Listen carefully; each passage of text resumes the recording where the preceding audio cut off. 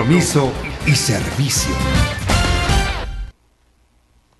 Hola, ¿qué tal? ¿Cómo están todos ustedes? Esto es www.anunciacion.com.mx, el espacio abierto a las organizaciones de la sociedad civil mexicana para que comuniquen su misión, visión, objetivos, la labor institucional que realizan, los propósitos que ellos tienen, cómo lo hacen desde que asisten, promueven y liberan a sus beneficiarios. Así que queremos llenar la barra de programación con la participación de los líderes sociales de México para que al fin haya esa tan esperada incidencia en políticas públicas y una transformación social que nos lleve a la paz y al desarrollo. Ahora vamos a hablar de la generación de empleo, del autoempleo, de la creación de nuevas empresas, de la microempresa, y les presento a mis invitados. El licenciado José Luis Gómez Luna, director de la INCUBAMAP del Instituto Nacional de Madres Profesionistas. ¿Cómo estás, José Luis? Muchas gracias, buenos días. muy amable, felicidades por tu programa. Gracias por estar aquí. Alfredo Maldonado, gerente de proyectos de Proempleo. ¿Cómo estás? Hola, ¿qué tal? Muchas tardes, gracias por la invitación. Gracias por estar aquí. Y el licenciado Enrique Guerrero Ambriz, director general de la Cámara de Comercio, Servicios y Turismo en Pequeño en la Ciudad de México. ¿Cómo estás? Muy buenas tardes, bien, gracias. Gracias por la invitación. Enrique, eres el primero en hablar. Muy Me inquieta muchísimo, yo soy defensora de la gente más pobre de este país, amante de los pobres con ganas de que se vuelvan ricos, ¿no? No estoy en contra de la riqueza, estoy en contra de que no haya mecanismos de compartir la riqueza, ¿no? De que no haya mecanismos para el desarrollo pleno de cada persona. Y acabo de descubrir que decir lucha contra la pobreza es un eufemismo. La semana pasada nos dijeron que eso es eufemismo, se dice lucha contra la opulencia, lucha contra el acaparamiento, porque tiene que haber un sistema económico, no solo en México, sino a nivel mundial, que permita que cada familia tenga un modo de vida que le permita generar los ingresos necesarios para sostener a sus miembros, ¿no? Me preocupa cuando Canacope, la Cámara de Comercio, Servicios y Turismo en Pequeño en la Ciudad de México, denuncia el ambulantaje. Me preocupa porque me pongo del lado de los ambulantes y digo, pobrecitos, y si los corren de todas las calles de la Ciudad de México, ¿dónde van a vender sus productos? Pero por otro lado entiendo a los comerciantes formales que se dan de alta en la Secretaría de Hacienda, que pagan impuestos, que todo lo hacen muy organizadamente y que están teniendo una competencia desleal en las banquetas, ¿no? Sí. Entonces, comprendo los dos grupos. Claro. Pero ¿tú qué propones para los ambulantes? Bueno, vale la pena aquí rescatar algo que comentaste al principio, que es la generación de políticas públicas.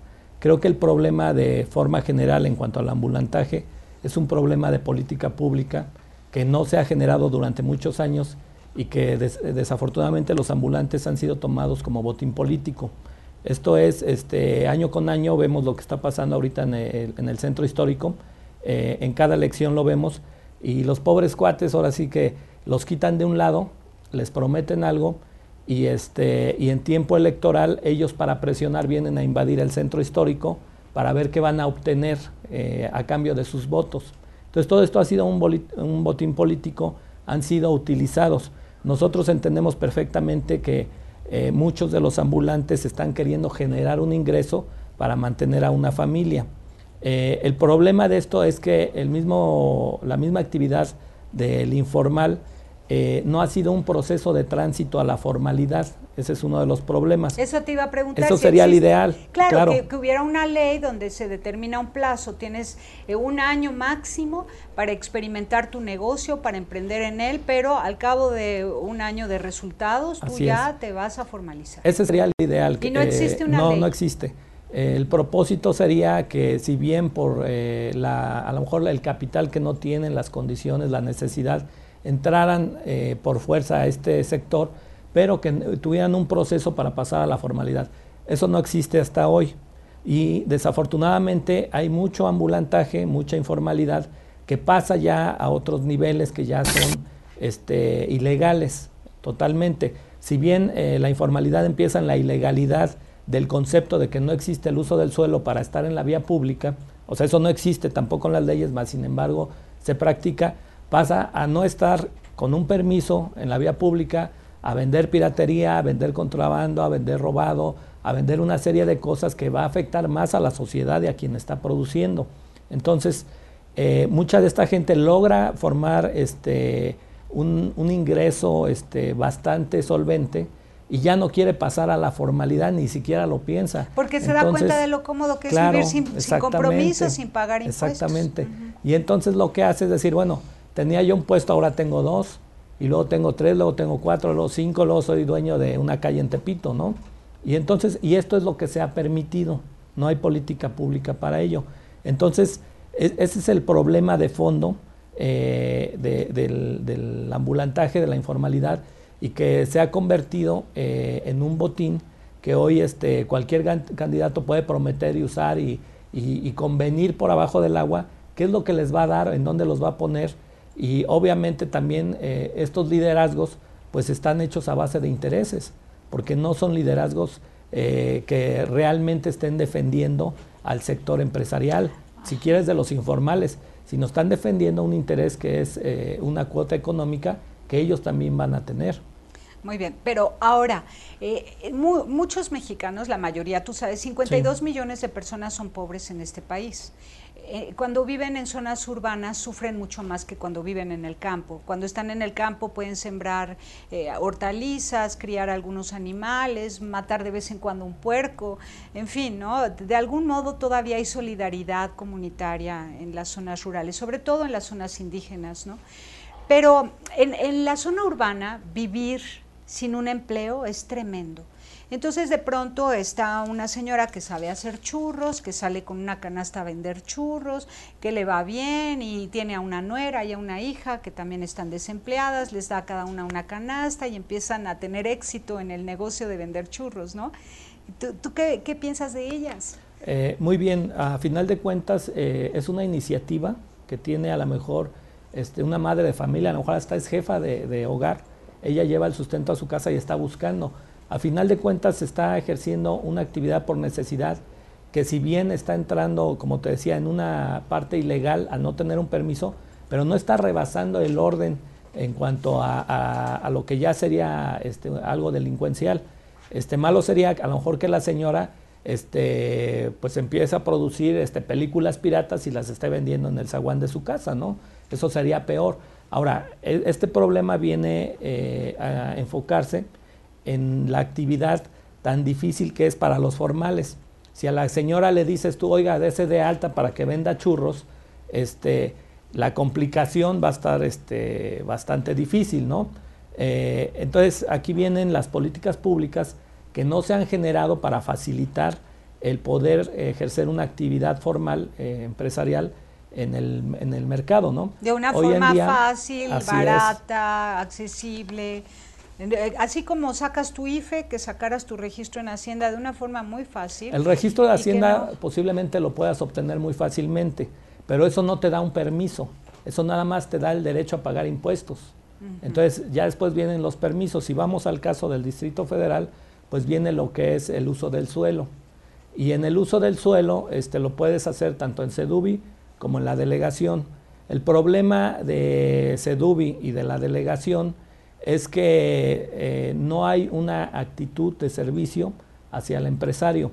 Si bien el gobierno no debe de crear los empleos, sí debe de crear las facilidades para que la iniciativa privada o los particulares generen las empresas. Me ha sucedido que en algunas zonas residenciales se levanta un pequeñito centro comercial, muy pequeñito, muy adecuado a la zona residencial, y sin embargo los colonos logran desbaratar esa posibilidad de generación de empleo de pequeños nuevos negocios.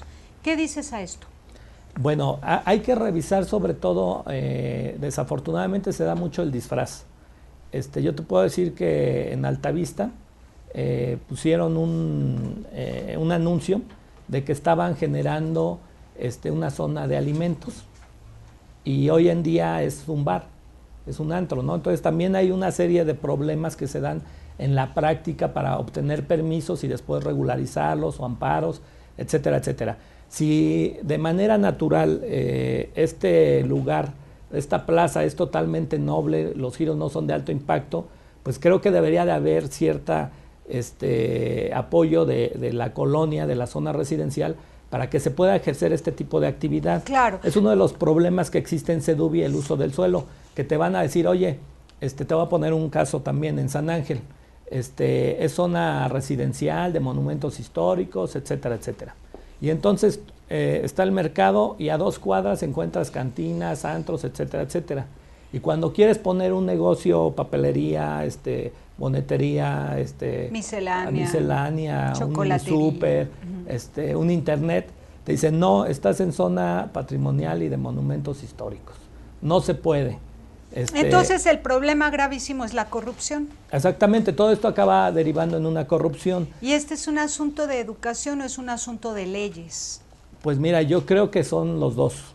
O sea, es un asunto de leyes porque los gobiernos no han generado las políticas públicas adecuadas. Te puedo comentar que en este año tenemos el artículo 37 en la Ley de Establecimientos Mercantiles que ya permite en cualquier zona usar el 20% del predio para una actividad que sea de bajo impacto, siempre y cuando sean familiares los que estén haciendo uso de esa actividad. Ese es un logro de la Cámara, que decíamos, oye, es que a lo mejor el señor está pensionado ya, no le alcanza su pensión o todavía tiene ganas y quiere ser empresario, pero tú le dices, donde tú vives no puedes.